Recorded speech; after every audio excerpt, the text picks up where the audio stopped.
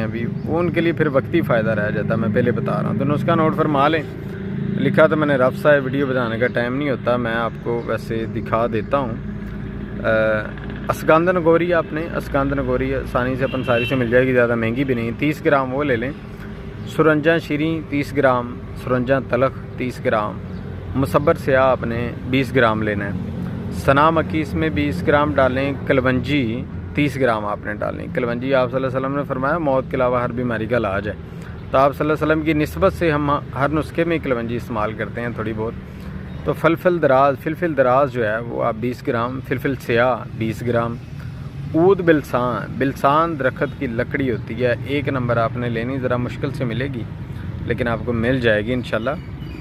ऊद बिलसान 50 ग्राम।